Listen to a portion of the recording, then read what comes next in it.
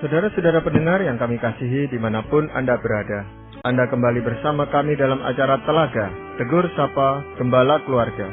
Saya Gunawan Santoso dari Lembaga Bina Keluarga Kristen akan berbincang-bincang dengan Bapak Pendeta Dr. Paul Gunadi. Beliau adalah seorang pakar dalam bidang konseling serta dosen di Seminari Alkitab Asia Tenggara, Malang.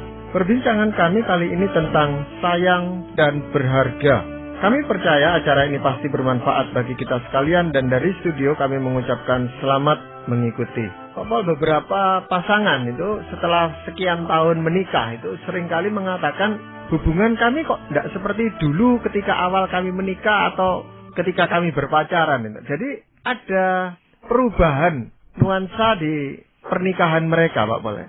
Ini sebenarnya penyebabnya apa ya, Pak Paul?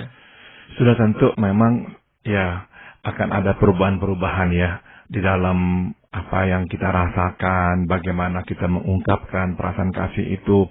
Namun sesungguhnya Pak Gunawan, kita ini tidak bisa menjadikan ini sebagai sebuah dalih ya, bahwa ya memang begitulah seharusnya, yaitu setelah kita menikah untuk satu kurun maka perasaan kita, kemesraan kita itu akan hilang. Dan ini adalah suatu ya hal yang biasa dan baik. Justru saya ingin menekankan bahwa memang akan ada perubahan, tapi sesungguhnya perubahan itu bukanlah perubahan yang membuat kasih mesra itu menjadi sebuah kehamparan. Bukan. Perubahan itu bukanlah sebuah perubahan di mana kasih mesra itu hilang dan tidak digantikan oleh apa-apa. Jadi sebuah kehampaan biasa saja. Ya, ada orang yang berkata ya seperti teman lah, seperti saudara lah, tapi tidak ada lagi perasaan apa-apa. Nah, saya kira enggak seperti itu. Jadi perubahan yang akan lebih menancapkan akar di bawah dan lebih membersihkan dan memurnikan cinta itu sendiri. Ya, jadi rupanya ini yang berubah hanya perasaannya, tetapi hakikatnya masih tetap kita itu mengasihi pasangan kita gitu, Bapak. Betul sekali. Jadi sekali lagi memang apa yang dirasakan dan juga bagaimana kita mengungkapkan rasa kasih itu memang akan mengalami sedikit banyak perubahan. Tapi hakikinya, apa itu isinya, ya, cinta itu sendiri akan tetap ada dan bahkan nanti akan mengalami sebuah transformasi, ya, sehingga kita tetap mengasihi, ya. Nah, yang saya mau tekankan jadinya adalah pada akhirnya dalam perjalanan ini nih kita akan menemukan bahwa pasangan kita itu orang yang berharga sehingga kita mengasihi dia, menyayangi dia karena dia berharga. Ya, jadi awalnya kita hanya mengasihi seseorang tetapi kurang menilai bahwa orang itu berharga buat kita, gitu maksud Pak. Sebab begini Pak Gunawan, pada masa-masa awal pernikahan, umumnya ya kita itu tuh mencintai karena dia menawan. Dia itu memikat kita. Dia itu mempunyai hal-hal yang ditawarkannya yang benar-benar membuat kita itu senang sekali dan sebagainya. Nah, sudah tentu itu bukanlah hal yang buruk. Ya, hal yang baik itu memang adalah biasanya yang menjadi daya tarik kita kepada seseorang. Namun, supaya relasi ini bisa terus bertumbuh, menjadi lebih kuat, lebih berakar, maka relasi cinta itu sendiri juga harus mengalami transformasi. Ya, dari cinta karena menawan, berubah menjadi sayang karena dia berharga. Nah, ini masalahnya bagaimana kita Pak Paul menciptakan itu gitu? Saya akan berikan beberapa masukan Pak Gunawan. Nah, yang pertama adalah cinta itu harus berjalan ya dari fantasi ke arah realitas. Maksudnya begini, hampir semua sebetulnya pernikahan itu berangkat dari fantasi ya, yaitu hal-hal yang kita dambakan ada pada pasangan. Ya, kita mungkin beranggapan atau berpikir bahwa pasangan kita itu orang yang bisa meneduhkan kita, mengayomi kita. Dia menjadi pelindung, ya, memberikan kebutuhan-kebutuhan emosional kita untuk dikasihi, untuk merasa berharga dan sebagainya. Tapi pada akhirnya, setelah kita menjalani pernikahan, kita harus akui bahwa kok dia nggak seperti itu. Ya, kadang kita itu yang harus menghadapi masalah sendiri tanpa bantuannya. Kita ingin sekali dikasihi, tapi dia kok agak cuek. Jadi akan ada hal-hal seperti itu yang terjadi. Nah, itu yang saya sebut realitas. Nah, di dalam pernikahan, kita akhirnya tuh harus bergerak ke arah realitas. Kalau kita nggak mau bergerak ke arah realitas, kita bertahan terus di wilayah fantasi. Kita menuntut pasangan kita harus menjadi seperti yang kita harapkan. atau yang dia dulu pernah seperti itu. Nah, pada akhirnya pernikahan kita itu akan goyah ya, sebab nggak lagi didasari atas realitas. Iya, kalau seseorang mau bertahan tetap pada fantasinya, pada angan-angannya, pada harapannya, memang itu karena dia melihat realitasnya kan tidak sebagus apa yang dia harapkan, Pak Paul. Jadi ada keengganan, ada ketakutan untuk hidup di dalam kenyataan itu, Pak Paul. Seringkali itu yang terjadi, Pak Gunawan. Jadi kita itu memang nggak mau ya menerima realitas karena ada ketakutan-ketakutan yang kita itu juga nggak siap untuk terima. Atau kita juga nggak siap karena itu berarti ada hal-hal yang kita butuhkan ya. Nggak akan bisa terpenuhi sepenuhnya oleh pasangan kita. Namun memang itulah jalurnya pernikahan. Cinta itu harus beranjak dari fantasi menuju ke realitas. Nah, sudah tentu dalam pernikahan yang sehat, kedua belah pihak memang harus berusaha memenuhi ya pengharapan pasangannya. Nggak bisa kita berkata, ini saya, kamu terima saya apa adanya. Kalau nggak mau ya terserah.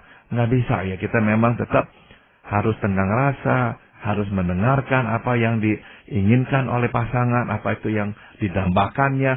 Nah, kita sudah tentu harus melakukan hal-hal seperti itu. Dan juga memang selalu baik ya untuk kita ini menjadi orang yang makin hari makin bertambah dewasa, makin matang. Jangan sampai ya kita itu selalu ya pokoknya maunya orang mengerti kita, menerima kita apa adanya.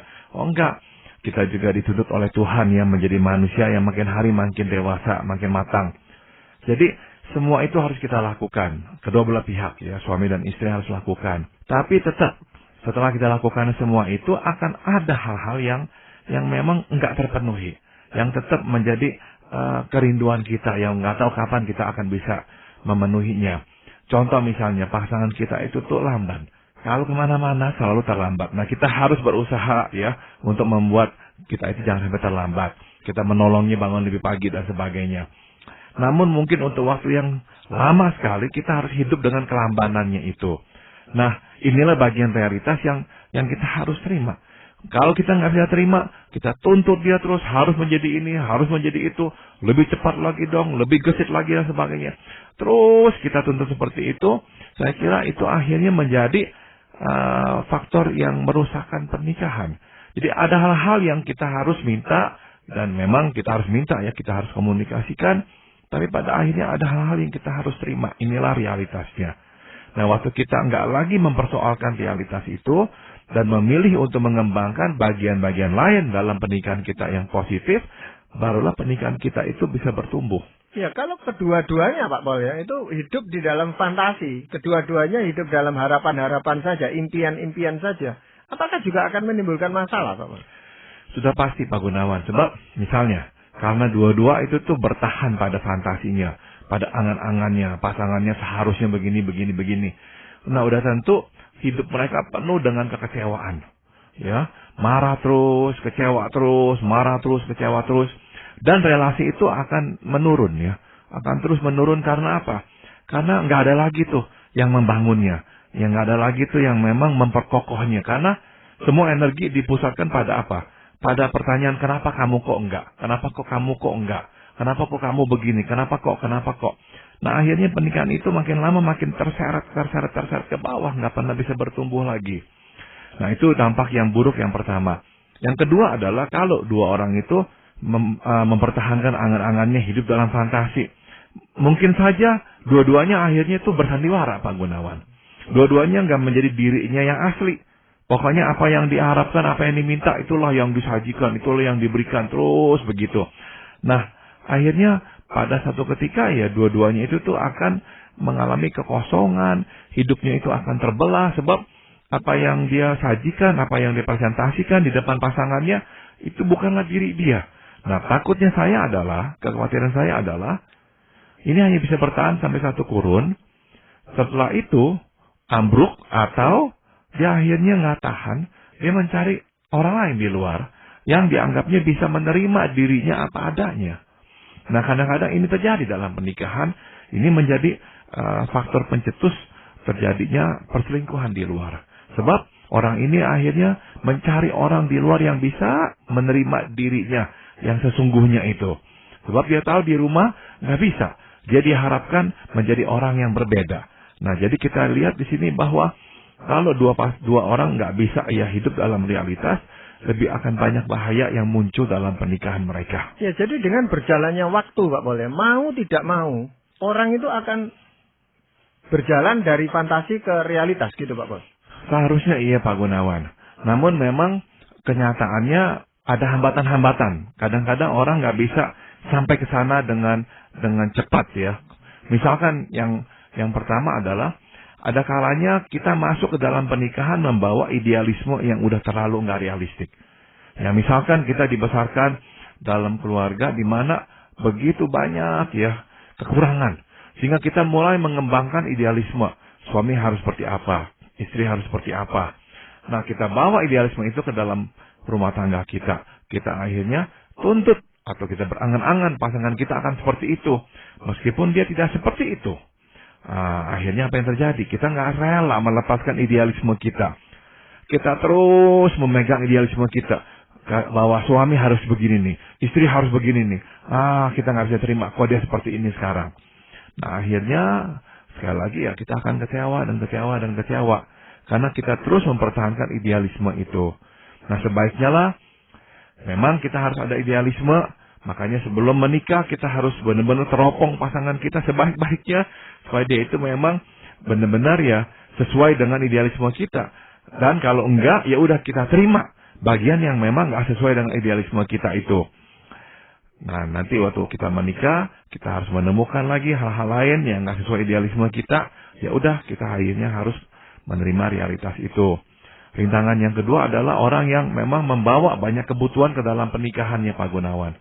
Nggak bisa nggak orang yang membawa begitu banyak kebutuhan. Misalnya dulu nggak pernah dihargai, jadi mau dihargai. Ya, jadi cepat tersinggung sekali, nggak bisa terima kritikan, pokoknya maunya dihargai terus.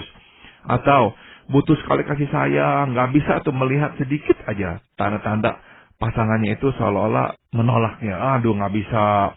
Jadi terus menuntut pasangannya harus sesuai dengan angan-angannya, sesuai dengan fantasinya itu. Nah, ini juga rintangan. Akhirnya nggak bisa mudah melihat realitas. Nggak bisa menerima pasangannya itu tidak seperti yang dia harapkan. Jadi nggak bisa memenuhi kebutuhannya seperti yang juga dia inginkan.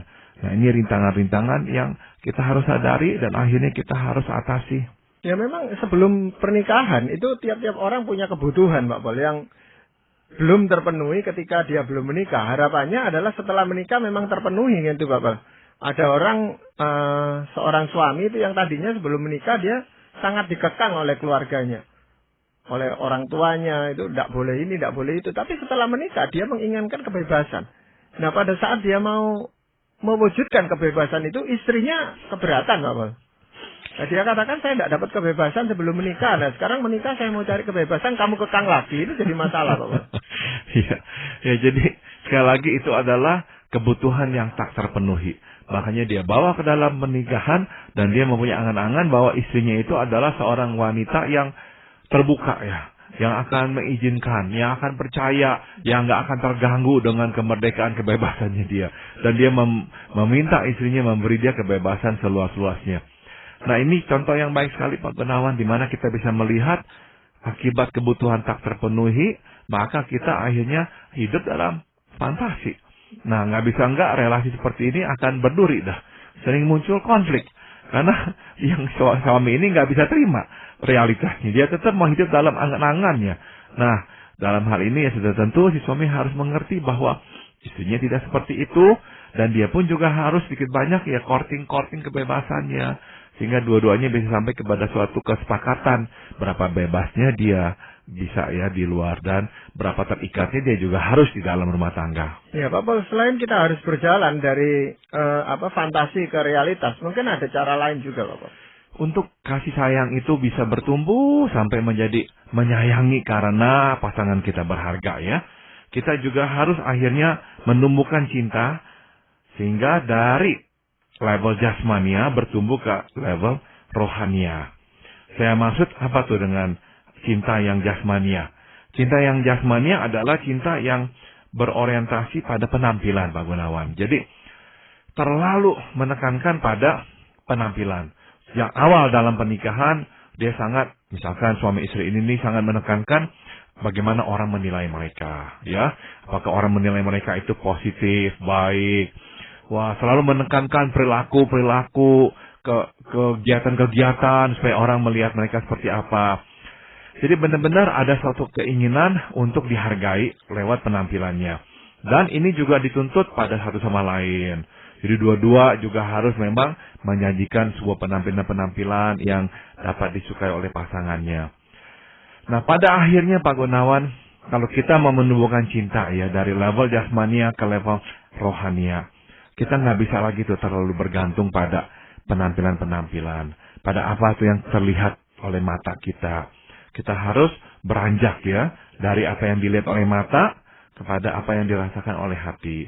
Kita nggak lagi menekankan pada penampilan, tapi kita melihat pada hal-hal yang ada dalam diri pasangan kita, ya, kesabarannya, ya, kelemah lembutannya, kemurahan hatinya, sehingga semua itu menjadi kualitas-kualitas yang kita hargai.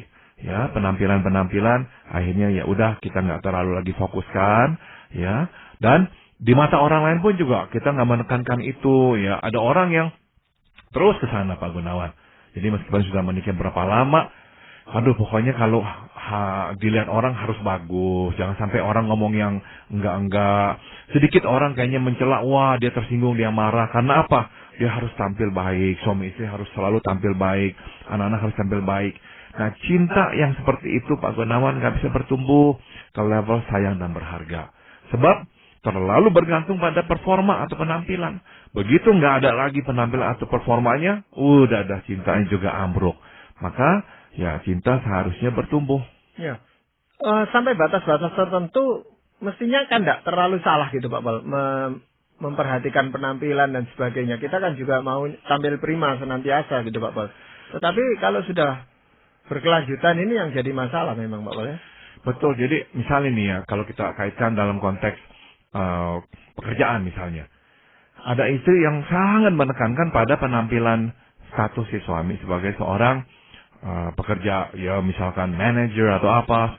Sehingga itulah yang menjadi dasar cintanya kepada si suami. Begitu suami kehilangan pekerjaannya, ya anjlok juga lah cintanya si istri. Atau si suami yang juga menekankan pada penampilan si istri, ya, sebagai seorang yang misalnya anggun dan sebagainya.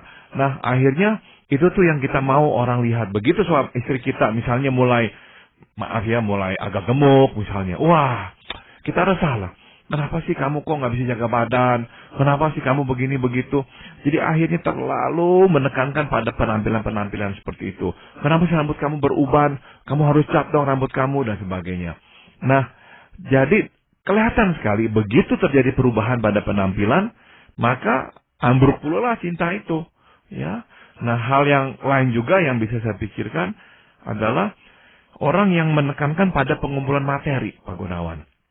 Nah, cinta yang jasmania tuh berpusat sekali pada materi. Apa yang dimiliki? Harta kita, uang kita. Sehingga waktu suami kita jaya, kaya raya, udah dah kita benar-benar kolokan, manja kepada dia. Begitu suami kita kehilangan pekerjaannya, nggak ada lagi penghasilannya, uangnya mulai berkurang. Juga anjlok juga lah cinta kita. Nah, nggak boleh begitu ya.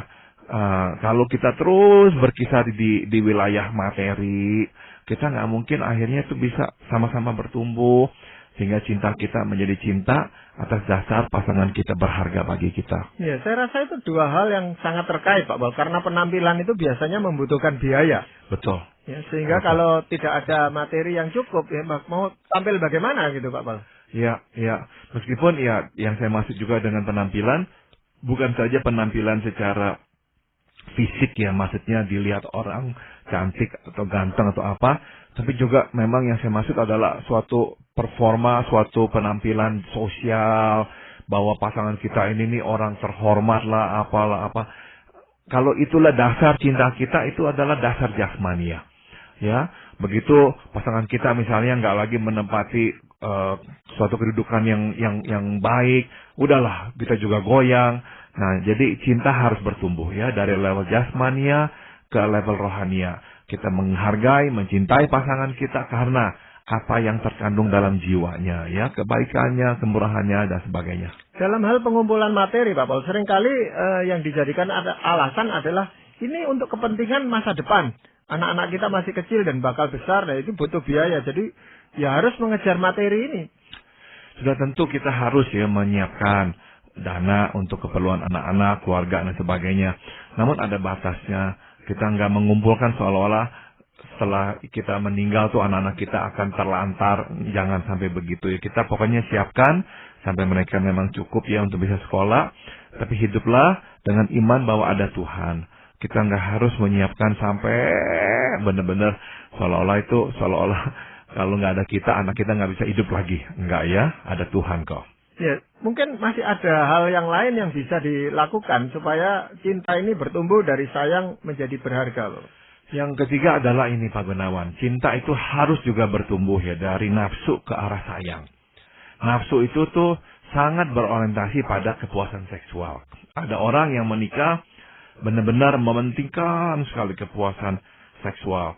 Harus lebih puas lagi, harus lebih menikmati lagi.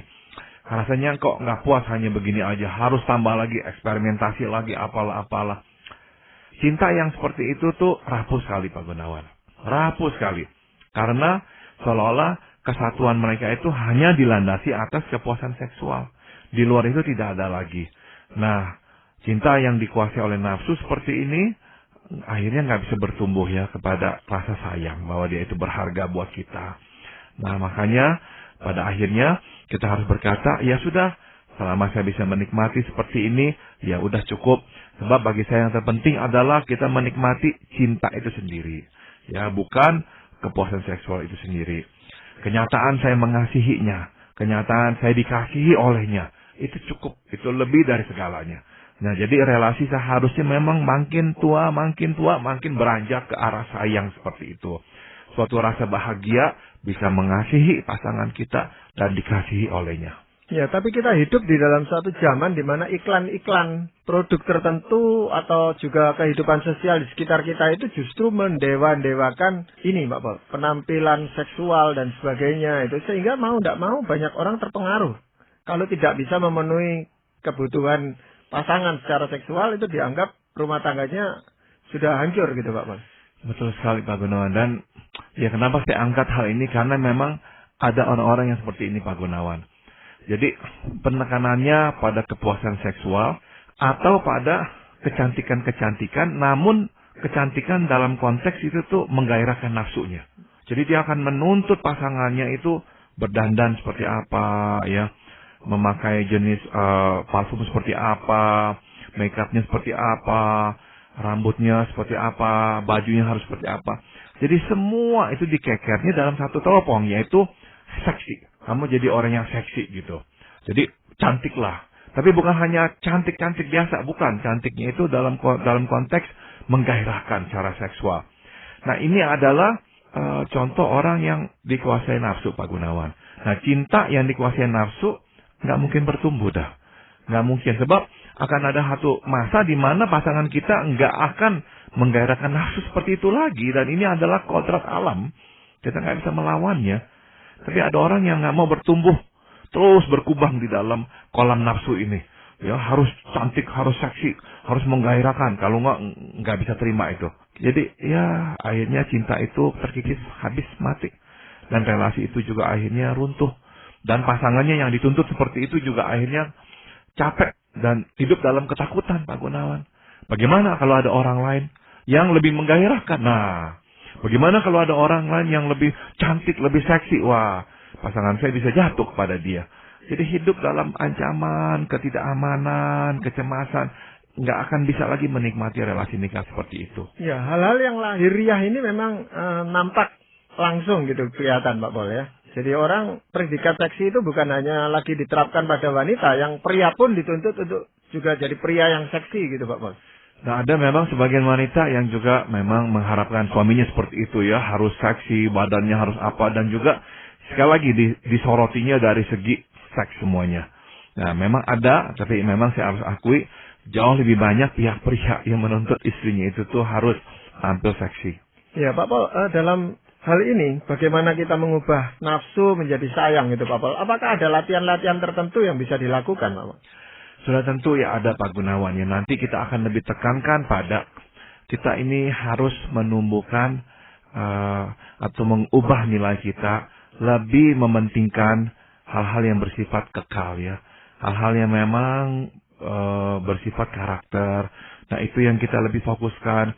Kita harus lebih banyak berpikir misalkan ya, bukankah saya beruntung ya mempunyai seorang istri atau suami yang sabar, yang menerima saya apa adanya, yang bisa terus mendukung saya. Bukankah itu jauh lebih berharga daripada kepuasan-kepuasan sesaat yang nggak berlangsung lama. Dan bukankah hal-hal itu juga akhirnya habis ya. Maka kita lebih fokuskan pada karakter-karakter moral dalam diri seseorang. Jadi setiap orang itu pasti punya karakter yang positif di dalam dirinya Pak Pol. Saya percaya begitu Pak Gunawan, dan kita bisa ambil itu, fokuskan itu, dan mudah-mudahan ya dia pun juga bisa melihatnya dan dia pun juga senang ya, karena kita itu menghargai karakter positifnya. Dia akan berlaku sama kepada kita. Dengan cara itulah relasi kita perlahan-lahan bertumbuh. Ya, mungkin kita bisa lanjutkan perbincangan ini pada kesempatan yang akan datang Pak Pol. Namun sebelum kita akhiri perbincangan ini, mungkin Pak Pol bisa menyampaikan firman Tuhan yang bisa menjadi landasan kita. Di Roma 13 ayat 8 ya, firman Tuhan berkata, "Janganlah kamu berhutang apa-apa kepada siapapun juga, tetapi hendaklah kamu saling mengasihi. Sebab barang siapa mengasihi sesamanya manusia, ia sudah memenuhi hukum Taurat." Jangan berhutang apa-apa, tapi berhutanglah satu, yaitu saling mengasihi. Jadi jadikanlah itu sebuah tuntutan dalam diri kita untuk mengasihi pasangan kita. Dan mengasihi dan mengasihi. Dan mengasihi itu bukan atas dasar yang tampak ya, yang kasat mata, tapi atas dasar keindahan-keindahan rohaniah dalam diri seseorang. Itulah yang akan membawa pernikahan kita bertumbuh sampai nanti ya, sampai usia tua. Dan cinta kita, kemesraan kita tetap akan ada. Baik Pak Pol, kita akan lanjutkan perbincangan ini pada kesempatan yang akan datang. Dan para pendengar sekalian, kami berterima kasih Anda telah mengikuti perbincangan kami dengan Bapak Pendeta Dr. Paul Gunadi dalam acara Telaga.